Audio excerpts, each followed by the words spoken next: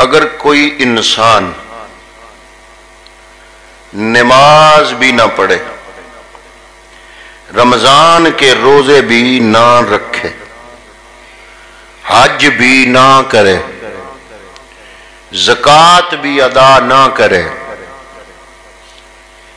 تو اسلام کے 4 اراکین پہ اس نے عمل نہیں کیا۔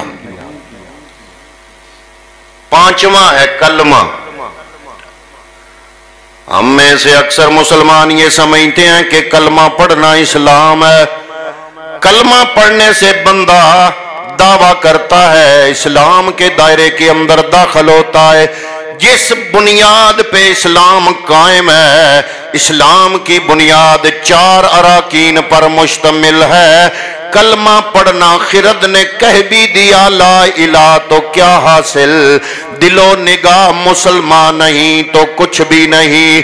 میں نے جب اپنے آپ کو مسلمان کہا، چومی گویم مسلمانم بلرزم، جب میں نے اپنے آپ کو مسلمان کہا تو میں لرز اٹھا، کیوں کہ دانم مشکلات لا الہ را، میں جانتا ہوں کہ صرف کلمے کا نام اسلام نہیں، کلمہ پڑھ کے دائرے میں داخل ہوا، اس کے بعد اس کی مشکلات کو میں جانتا ہوں کون کون سی مشکلات ہیں۔ بندہ عمل کرنا شروع کرے تو اسلام مشکل نہیں، بڑا آسان ہے۔ اور اللہ رب العالمین نے یہ جو 5 اراکین ہمیں عطا فرمائے، پہلا کلمہ ہے، اس سے تو بندہ داخل ہو گیا، لیکن باقی جو 4 ہیں وہ اس لیے فرمائے تاکہ رب ہر دم ہمارے ایمان کا امتحان لیتا رہے، ہمارا ایمان کتنا مضبوط ہے۔ حضرات محترم، ہم دنیا میں آئے، ہم دنیا میں آنے والے لوگ اپنی زندگی سے پیار کرتے ہیں، وقت کو بڑا قیمتی سمجھتے ہیں، دوسرے نمبر پہ ہم اپنی دولت سے بڑا پیار کرتے ہیں، تیسرے نمبر پہ ہم اپنے خواہش نفس اور اپنے نفس کے تقاضوں سے بڑا پیار کرتے ہیں، اور حضرات محترم اپنی ذات کے لیے ہم اپنی ذات کے لیے بڑے حریص ہوتے ہیں، اپنی ذات کو آرام پہنچانے کے لیے بڑے حریص ہوتے ہیں۔ رب نے یہ جو 5 اراکین ہمیں عطا فرمائے جس پر اسلام کی بنیاد ہے، اس میں ان 4 چیزوں میں سے اللہ نے تھوڑی تھوڑی لے کے ہمارا امتحان لیا۔ مثلا پہلا نمبر، اسلام کے اندر داخل ہونے والا کوئی بھی مسلمان ہو، اس کو کہا کہ دن میں 5 وقت کی نماز کے نام پر 5 مرتبہ 10-10 منٹ کیا تو اپنی زندگی کو قیمتی سمجھنے والا، وقت کو قیمتی سمجھنے والا، تیرے ایمان کا میں امتحان لینا چاہتا ہوں۔ اپنے وقت کو اور زندگی کو قیمتی سمجھنے والے مسلمان، کیا دن میں 5 مرتبہ 10-10 منٹ یا 5-5 منٹ تو اپنے رب کے حکم پر قربان کرنے کے لیے تیار ہو سکتا ہے یا نہیں؟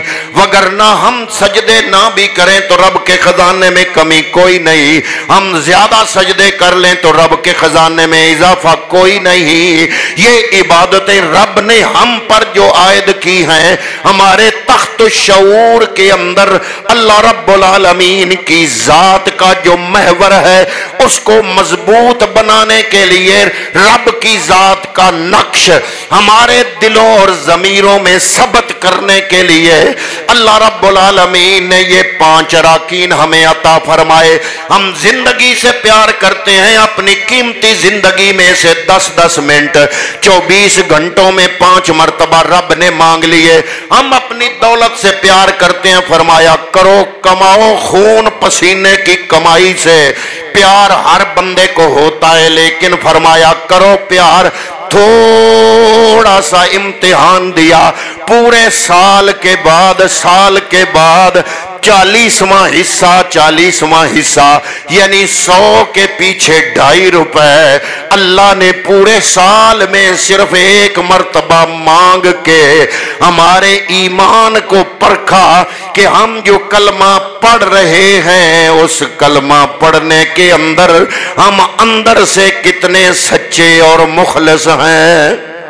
یہ زکات ہے، وگرنہ کوئی یہ نہیں مسئلہ کہ رب العالمین ہماری دولت چھیننا چاہتا ہے، یہ بات نہیں۔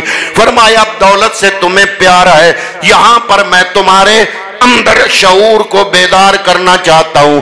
اے دولت سے پیار کرنے والے، پورے سال میں ایک مرتبہ، ساری نہیں، آدھی نہیں، تیسرا حصہ نہیں، چوتھا حصہ نہیں، فرمایا 40 حصے کرو، 39 تیرے، 40واں میرا۔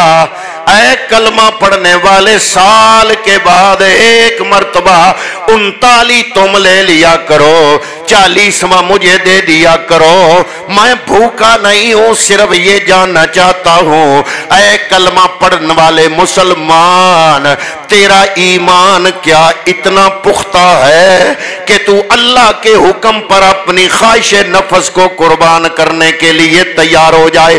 حج عبادت ایسی ہے جس میں پیسہ بھی لگتا ہے، بدن کی قوت بھی صرف ہوتی ہے، آرام بھی قربان کرنا پڑتا ہے، سفر کی صعوبتیں بھی برداشت کرنی پڑتی ہیں۔ دو امتحان، ایک پیسے کا امتحان، ایک جسم کو سفر کی صعوبتوں سے دوچار کرنے کا امتحان۔